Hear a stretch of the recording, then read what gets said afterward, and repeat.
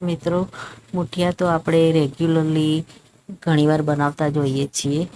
આજે આપણે એક નવી રીતે મુઠિયા બનાવીશું. તો મિત્રો, મુઠિયાની રેસીપી જોવા માટે છેક સુધી વિડીયોમાં જોડાયેલા રહેજો. નમસ્તે મિત્રો, સ્વાગત છે તમારું મારા આજના નવા વિડીયોમાં. મિત્રો, આજે આપણે બનાવીશું સ્ટફ મુઠિયા. આપણે રેગ્યુલર મુઠિયા તો બનાવતા જોઈએ છીએ, પણ આજે એક અલગ લોટથી 3 લોટના મિશ્રણથી અને આપણે એમાં સ્ટફિંગ ભરી અને અલગ રીતે મુઠિયા બનાવીશું. તો એના માટે આપણે શરૂઆત કરી લઈએ.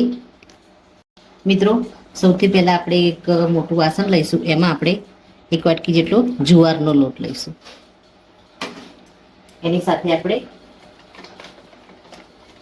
બેસન લઈશું, એ પણ 1 વાટકી જેટલું. એની સાથે આપણે ઘઉંનો લોટ લઈશું.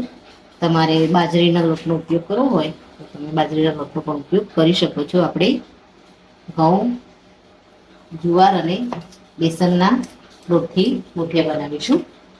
તો 3 લોટ આપણે મિક્સ કરી દીધા છે. એમાં આપણે ઝીણી સમારેલી કોબી એડ કરી દઈશું.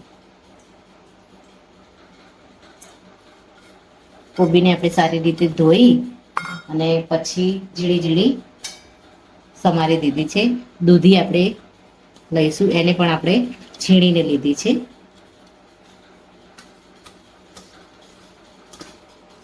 તમને જે પણ વેજીટેબલ ભાવતા હોય, તમારે આમાં ગાજરનો ઉપયોગ કરવો હોય તો એ પણ તમે કરી શકો છો. ત્યારબાદ આપણે આમાં મસાલા કરીશું.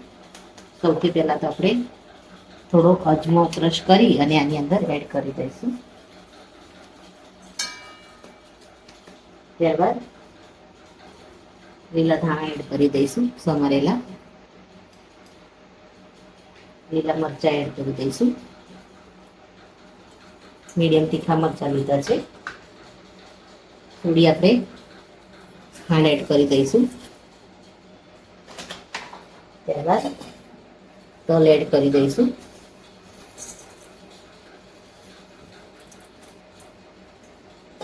ત્યારબાદ થોડો આપણે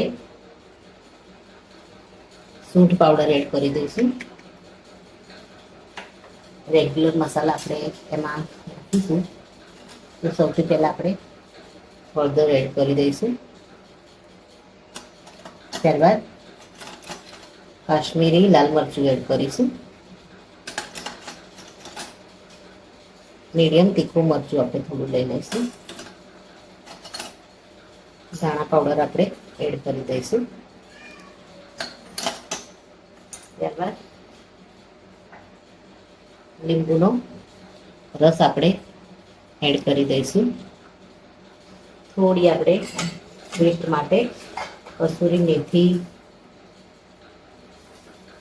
ક્રશ કરી અને આપણે લઈ લઈશું. હવે આ બધું જ આપણે ભેગું કરી અને આપણે લોટ તૈયાર કરી દઈશું મુઠિયા માટે. મિત્રો, દૂધી અને કોબીજના પાણી સાથે આપણે લોટને સારી રીતે મિક્સ કરી લીધો છે. બરાબર એનું પાણી લોટમાં મિક્સ થઈ જાય ત્યારબાદ જ આપણે થોડું થોડું પાણી એડ કરી અને લોટ તૈયાર કરીશું. આપણે ટેસ્ટ મુજબ મીઠું એડ કરી દઈએ. તમારે તીખાસ માટે આમાં મરી પાવડરનો ઉપયોગ કરવો હોય તો તમે કરી શકો છો. થોડું થોડું હવે પાણી એડ કરી અને આપણે સરસ એવો મુઠિયાનો લોટ તૈયાર કરી દઈએ. મિત્રો, લોટ આપણે રેડી કરી દીધો છે. અને આપણે ઢાંકી અને થોડી વાર સાઈડમાં મૂકી દઈએ અને આપણે એક સ્ટફિંગ તૈયાર કરી દઈએ. જો આપણે થોડું ચીઝ લઈ લઈશું. ચીઝને આપણે પહેલા તો છીણી લઈએ. મિત્રો, ચીઝને આપણે છીણી લીધું છે. એમાં આપણે લસણ એડ કરી દઈશું. ઝીણું એકદમ આપણે બારીક સમારેલું લસણ લીધું છે. એમાં આપણે સમારેલા કેપ્સિકમ એડ કરી દઈશું. લીલા ધાણા આપણે આમાં એડ કરી દઈશું.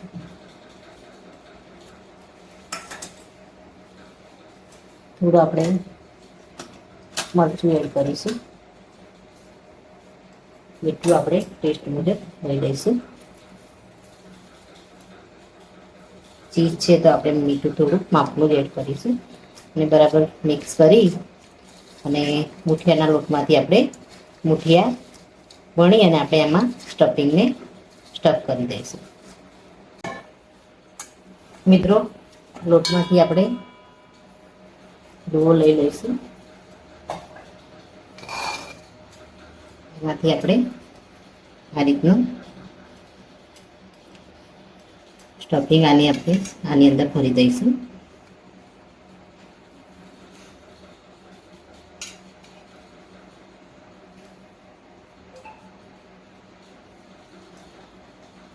આ રીતે આપણે ફિટ કરી અને મુઠિયાનો શેપ આપી દઈશું.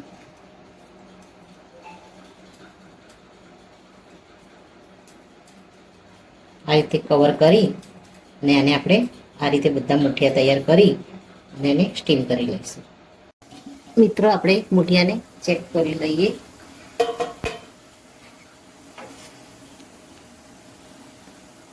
સરસ એવા બફાઈ ગયા છે અને આપણે બહાર લઈ લઈશું. 10 થી 12 મિનિટ માટે આપણે આને સ્ટીમ કર્યા છે. હવે બહાર લઈ અને આને આપણે ઠંડા કરી અને પછી કટ કરીશું. મિત્રો મુઠિયાને સરસ એવા આપણે કટિંગ કરી લીધા છે અને આપણે વઘારી લઈએ.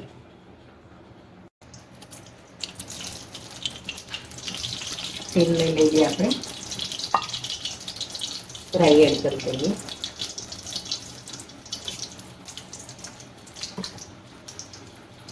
થોડી રાઈ ચટકે એટલે આપણે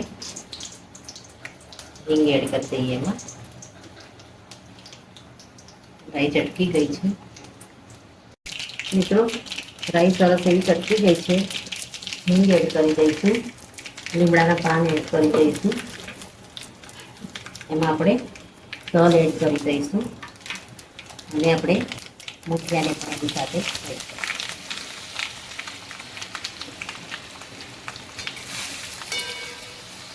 સરસ એવા આપણે વઘાર સાથે હલાવી લઈશું. ઉપર તમારે વઘારમાં મીઠું એડ કરવું હોય થોડું સાધારણ એડ કરી શકો છો. આપણે મુઠિયામાં મીઠું એડ કર્યું છે અને ચીઝનું જે સ્ટફિંગ રેડી કર્યું છે એમાં પણ મીઠું એડ કર્યું છે.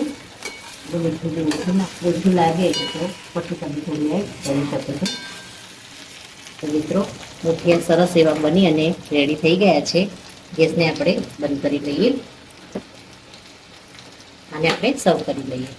મિત્રો રેડી છે આપણે એક અલગ જ રીતે બનાવેલા સ્ટફ મુઠિયા. તમે પણ આ રીતે ઘરે જરૂરથી બનાવો. ખાવામાં તો ટેસ્ટી લાગશે જ અને બનાવવામાં પણ એકદમ ઇઝી છે.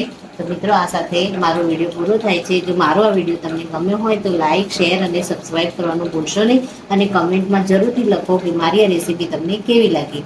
ફરી મળીએ એક નવા જ વિડીયો સાથે. ત્યાં સુધી આવજો. Thank you.